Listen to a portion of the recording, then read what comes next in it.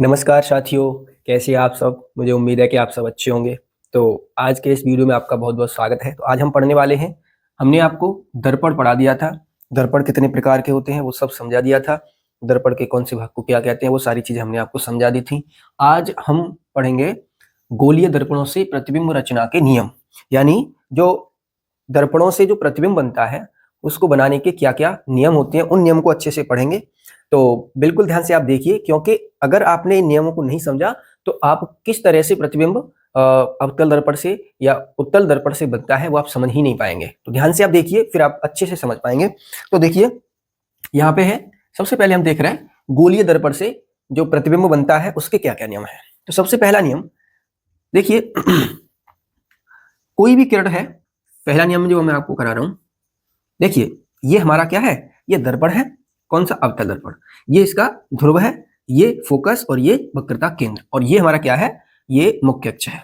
तो यहां देखिए कि कोई प्रकाश की किरण मुख्य अक्ष के समांतर आपतित होती है तो वो दर्पण से परावर्तन के पश्चात क्या होती है, दर्पण के फोकस से होके जाती है।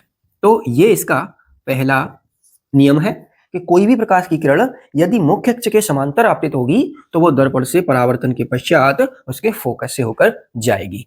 तो ये हो गया इसका पहला नियम। तो आप इसको अच्छे से नोट्स बना के लिख लेना कि जो प्रकाश की किरण मुख्य अक्ष के समांतर आपतित होगी वह दर्पण से परावर्तन के पश्चात उसके फोकस से होकर जाएगी। अब इसका उल्टा एक दूसरा नियम हम लिख सकते हैं कि यदि कोई प्रकाश की किरण फोकस से होकर जाएगी तो वो दर्पण से परावर्तन के पश्चात मुख्य अक्ष के समांतर हो जाएगी। इस तरीके से इसको ऐसे बना दीजिए। तो पहला नियम क्या था कि कोई प्रकाश की किरण यदि मुख्य अक्ष के समांतर आपतित होती है तो परावर्तन के पश्चात उसके फोकस से होकर जाएगी, और उसका उल्टा दूसरा नियम हो जाता है कि कोई प्रकाश की किरण यदि फोकस से जाएगी तो वो परावर्तन के पश्चात मुख्य अक्ष के समांतर हो जाएगी। ये इसका दूसरा नियम है, आप लिख लेना नोट्स बना के। तीसरा नियम क्या है कि अगर कोई प्रकाश की किरण वक्रता केंद्र से होकर जाती है तो वह वक्रता केंद्र से होकर ही वापस हो जाती है, यानी दर्पण से परावर्तन के पश्चात वो क्या है, जैसे ये परावर्तित हो रही थी ये परावर्तित नहीं होती, ऐसे ही सीधे वापस लौट जाती है। आपको ध्यान हो, जब मैंने परावर्तन में पढ़ा रहा था तब मैंने आपको समझाया था कि कोई प्रकाश की किरण यदि लंबवत आपतित होती है तो वह लंबवत ही लौट जाती है। इस तरीके से मैंने आपको वहां पे समझाया था, आपको ध्यान होगा। आप देख लेना कि यदि कोई दर्पण पे प्रकाश की किरण लंबवत आपतित होगी तो वह लंबवत ही वापस लौट जाएगी। तो यहाँ पे वही चीज है। देखिए ये क्या है, ये जिस गोले का यह जो हमारा दर्पण भाग है उसका केंद्र है, तो केंद्र से ये क्या है, परिधि है। तो ये पूरा वृत्त की परिधि ही है ना ये। तो जो प्रकाश की किरण ऐसे केंद्र से होके जाएगी वो क्या है, वो यहाँ पे त्रिज्या है। तो त्रिज्या परिधि पर लंब होती है तो लंबवत ही वो लौट जाती है। ये इसका तीसरा नियम है। तो अगर आप इन तीन नियमों को अच्छे से समझ गए तो फिर आप आसानी से पूरे इस चैप्टर में जो भी हम अवतल दर्पण से जो प्रतिबिंब बनाएंगे उसको किसी को भी आपको कोई प्रॉब्लम नहीं आएगी समझने में। तो चलिए फिर मैं आपको उत्तल दर्पण के लिए और समझा देता हूं, और यहाँ पे ये तो चीजें आपकी समझ में आ गई होंगी। मैं दोबारा एक बार रिपीट कर देता हूं। जो प्रकाश की किरण मुख्य अक्ष के समांतर आपतित होगी वो परावर्तित होके कहाँ, उसके फोकस से होके जाएगी, और जो फोकस से जाएगी वो परावर्तित होके मतलब परावर्तन के पश्चात मुख्य अक्ष के समांतर हो जाएगी, और जो प्रकाश की किरण वक्रता केंद्र से होकर जाएगी वह बिना अपना रास्ता बदले उसी रास्ते से वापस लौट जाएगी। क्यों लौट जाएगी वो भी मैंने बता दिया, क्योंकि त्रिज्या परिधि पर लंब होती है, और लंब होती है तो मैंने ये कंडीशन आपको परावर्तन पढ़ाया था तभी समझा दी थी। तो चलिए, मुझे उम्मीद है आपकी समझ में आ गया होगा। अब हम देख लेते हैं कि ये उत्तल दर्पण के लिए क्या, वैसे यही नियम है लेकिन वहां पे कैसे ये अप्लाई होंगे वो मैं आपको बता देता हूँ। तो चलिए अब हम देखते हैं उत्तल दर्पण से प्रतिबिंब रचना के नियम कैसे हैं, क्या है। तो देखिए यहाँ वहां पर हमने क्या किया था, ये हमने उत्तल दर्पण बना लिया है। हमने वहां पे क्या किया था, नंबर 1 पे क्या किया था कि जो प्रकाश की किरण थी उसको मुख्य अक्ष के समांतर आपतित किया था। तो यहाँ पर मैं मुख्य अक्ष के समांतर, मैंने ऐसे इस मुख्य अक्ष के समांतर एक प्रकाश की किरण आपतित करी, तो इसको कहाँ से जाना चाहिए, ये जाएगी फोकस से, लेकिन यहाँ तो पॉलिश हो रही है, उसमें कहां से गई थी, जो मुख्य अक्ष के समांतर आपतित हो रही थी वो दर्पण के फोकस से होकर गई थी। तो मैं इसको ऐसे देखिए वापस ये चली जाएगी, क्योंकि इस साइड तो पॉलिश हो रही है तो किरण तो जा नहीं पाएगी। तो हम क्या करते हैं, हम इसको डॉट डॉट करके पीछे ऐसे मिला देते हैं। तो यहाँ पर कोई यदि यहां से इसको देखेगा तो ऐसा लगेगा कि ये किरण यहां से आ रही है। ठीक है, इस तरीके से। तो जो मुख्य अक्ष के समांतर आपतित होगी वो ऐसा लगेगा कि वो फोकस से होकर वापस हो रही है, इस तरीके से। दूसरा हम इसको ये हो गया पहला। और दूसरा हम मान लेते हैं, मान लीजिए कोई प्रकाश की किरण इस तरीके से मान लीजिए फोकस के लिए आपतित हुई, ठीक है, फोकस के लिए आपतित हो रही है, तो ये चली जाएगी इस तरीके से मुख्य अक्ष के समांतर। उसका विपरीत है, पहला क्या था कि मुख्य अक्ष के समांतर आ रही है और वो फोकस से होकर वैसे तो जाती नहीं है, प्रतीत होता है केवल, ये डेड डैश मैंने इसलिए बना दिया है। और दूसरा जो क्या है, फोकस के लिए जा रही है लेकिन वो टकराकर मुख्य अक्ष के समांतर हो जाती है, और इसको हम क्या करेंगे, इस तरीके से इसको मैच कर देंगे। तो ये ध्यान रखना है। दूसरा नियम क्या है, पहला नियम क्या है, मुख्य अक्ष के समांतर आपतित होगी, वह परावर्तित होकर ऐसा प्रतीत होगा कि वो फोकस से होकर जा रही है। और दूसरा जो फोकस के लिए जाएगी लेकिन ऐसा लगेगा कि फोकस से वैसे जाएगी नहीं, मुख्य अक्ष के समांतर हो जाएगी। इस तरीके से आप इसको समझ सकते हैं। तीसरा इसका नियम क्या है, कोई प्रकाश की किरण क्या है, सीधे इस तरीके से मान लीजिए मुख्य जो हमारा वक्रता केंद्र है उस पर आपतित होती है और ये इसी दिशा में वापस लौट जाती है, इस तरीके से डॉट डॉट डॉट करके हम इसको बना सकते हैं। तो यहां से आपने देखा कि यहाँ पे देखिए ये सेम वही नियम है, ये दूसरा है और ये तीसरा है जो हमने अवतल दर्पण में देखे थे, सेम वही है, बस इसमें क्या है आभास होता है हमें कि ये किरणें यहाँ से आ रही हैं और हम इसको ऐसे मिला देते हैं। तो मुझे उम्मीद है कि ये आपने नियम समझ लिए होंगे। अब हम एक एक करके, पहले हम क्या करेंगे, अवतल दर्पण की 6 स्थितियां हैं जिन पे वस्तुओं को अलग अलग स्थितियों में रखा जाता है और अलग अलग प्रकार के हमें प्रतिबिंब प्राप्त होते हैं। तो उन 6 स्थितियों को हम देखेंगे। उन्हीं में से कई बार आपके एग्जाम में एक कंडीशन पूछी जाती है, तो आज आपके वो 5 नंबर या 4 नंबर पक्के हो जाएंगे, ये मेरी गारंटी है। थोड़ा सा ध्यान से आप समझ लेना, बस नियमों को समझ लेना, और देखिए मैं आपके सामने बनाता हूँ। तो चलिए उनको बनाते हैं। तो चलिए प्रतिबिंबों की स्थितियों को देखने से पहले हम समझ लेते हैं चिन्ह परिपाटी, क्योंकि चिन्ह परिपाटी अगर आपने अच्छे से नहीं समझी तो फिर आप लोगों को जब आप न्यूमेरिकल करेंगे तो बड़ी समस्या आने वाली है। आप वहां पे कौन सा चिन्ह प्लस लेना है, कब माइनस लेना है, कब क्या, मतलब वस्तु की स्थिति कहाँ होगी तो प्लस लेना है, कहाँ होगी तो माइनस लेना है, प्रतिबिंब कहाँ होगा तो प्लस लेना है, माइनस लेना है, ये सारी चीजें आपको पता चलेगा चिन्ह परिपाटी के अंदर। तो चिन्ह परिपाटी को आप ध्यान से देखना और बिल्कुल क्लियर हो जाएगा। न्यूमेरिकल करने में आपको बहुत आसानी होगी, मैं आपको न्यूमेरिकल करवा दूंगा, उसमें कहीं पर भी कोई दिक्कत नहीं आएगी। तो चलिए देखते हैं। तो चिन्ह परिपाटी मतलब कौन सा चिन्ह कैसे लेना है, तो वो देखिए मैं क्या करता हूं, मैं आपको उत्तल दर्पण या अवतल दर्पण दोनों के लिए बस आपको समझ आ जाएगा, बिल्कुल कोई दिक्कत नहीं आएगी। तो पहले मैं आपको समझा देता हूं। देखो जैसे कि आप जानते हैं, आपने यहां एक्स अक्ष, वाई अक्ष, ये सारी चीजें मतलब आपने मैथ के अंदर पढ़ी होंगी। मैथ में क्या होता है, यहाँ पर ये इसका क्या है, ओरिजिन है। तो जब आप यहाँ राइट हैंड देखो, यहाँ पे होता है आपका वाई अक्ष, ये होता है वाई डैश, ये होता है एक्स और ये होता है एक्स डैश। तो जब हम एक्स अक्ष की इस राइट हैंड तरफ चलते हैं, एक्स अक्ष पर, तो जो मान है वो कैसे आते हैं, पॉजिटिव, जैसे 1 2 3 ऐसे नंबर बढ़ते रहते हैं। और वाई अक्ष पर जब आप ऊपर चलते हो तो ये भी नंबर पॉजिटिव होते हैं, इस तरीके से। वाई अक्ष पर जब नीचे आएंगे तो ये नेगेटिव होंगे, -2 -3 -4। इधर एक्स अक्ष पे लेफ्ट हैंड साइड चलेंगे आप तो यहाँ पर भी क्या होंगे, ये नेगेटिव होंगे, इस तरीके से। तो बस अगर आपको ये अच्छे से पता है तो फिर आपको कोई भी दिक्कत नहीं आएगी। तो मैं अब इसी से आपको समझा देता हूं। तो चलिए देखते हैं। तो यहां पर आप देखिए, ये मैंने अवतल दर्पण बना लिया है, लेकिन आपको ध्यान रखना है ये अवतल और उत्तल दोनों के लिए बिल्कुल अच्छे से यही काम कर जाएगा। तो चलिए देखते हैं। तो देखिए इसमें पहला जो हमारा नियम है चिन्ह परिपाटी के लिए, पहला जो पॉइंट है उसको आपको ध्यान रखना है कि वस्तु को दर्पण के हमेशा बाईं ओर रखना है। जैसे ये दर्पण रखा है तो इसके लेफ्ट हैंड साइड ही हम हमेशा वस्तु को रखेंगे। तो यहां पे मैं लिख देता हूं कि वस्तु को हमेशा दर्पण के बाईं ओर रखते हैं।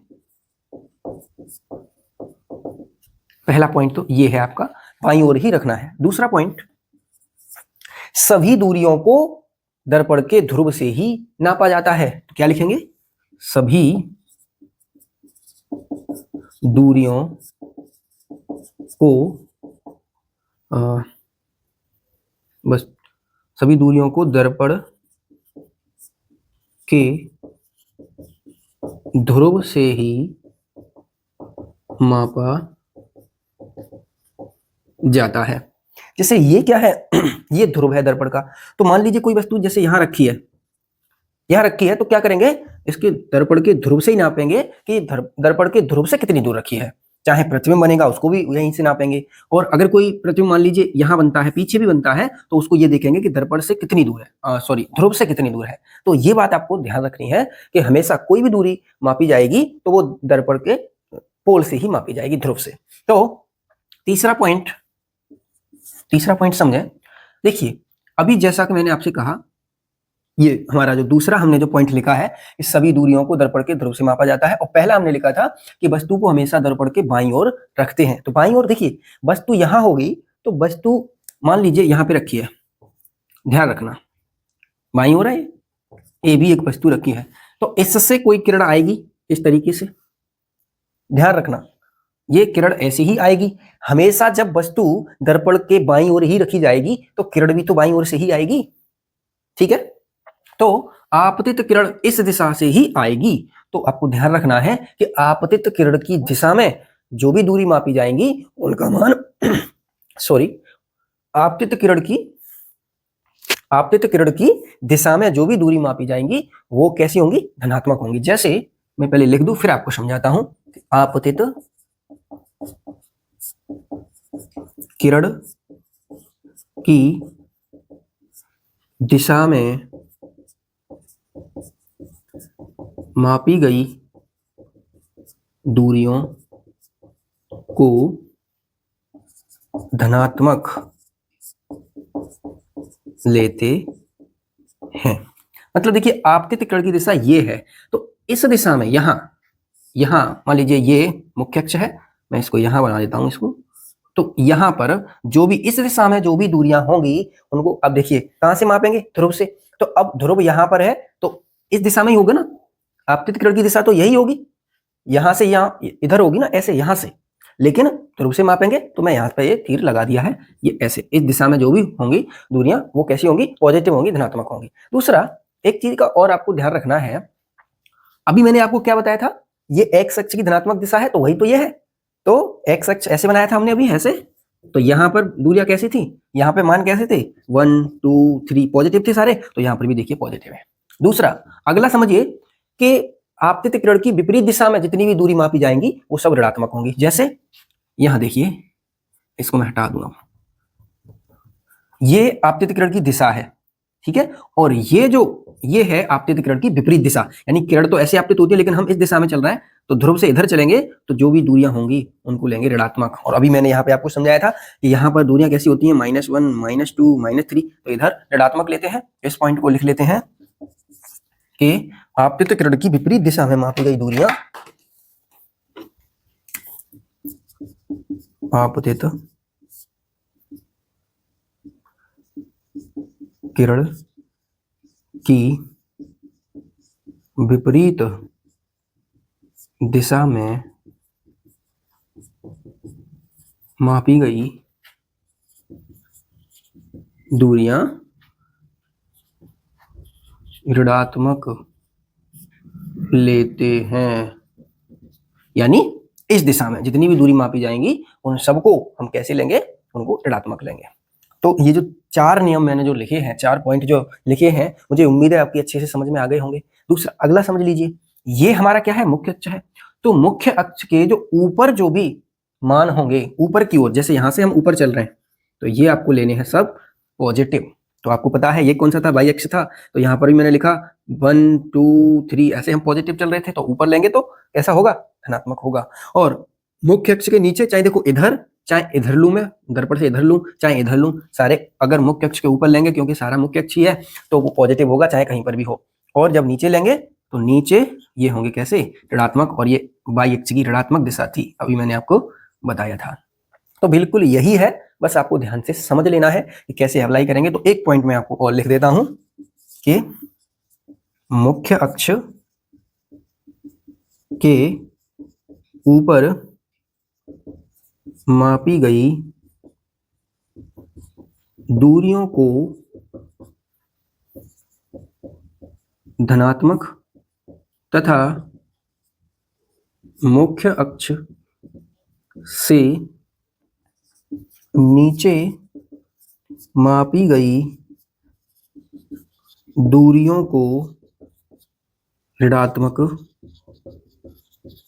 लेते हैं।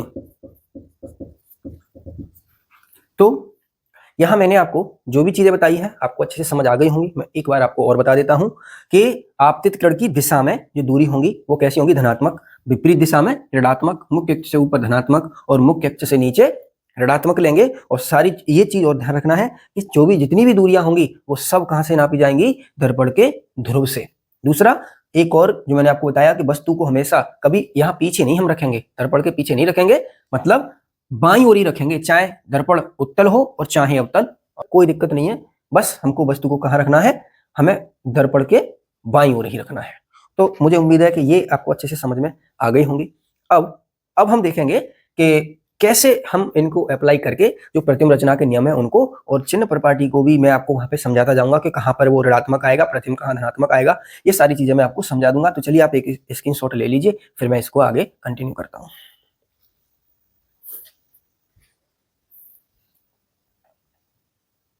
तो चलिए दोस्तों इस वीडियो को यहीं पे समाप्त करते हैं क्योंकि वीडियो ज़्यादा लंबा होता जा रहा है। तो मैं जो प्रतिबिंब जो बनेंगे 6 स्थितियों में जो अलग अलग प्रतिबिंब बनते हैं उनको मैं अगली वीडियो में कवर करूंगा, जिससे वो पूरा वीडियो 6 कंडीशन का हो जाएगा अवतल दर्पण की और 2 कंडीशन हो जाएगी उसमें, या 1 कंडीशन हो जाएगी हमारी उत्तल दर्पण की। तो उसमें मैं उसको कवर कराऊंगा क्योंकि ये ज़्यादा लंबी वीडियो हो जाएगी।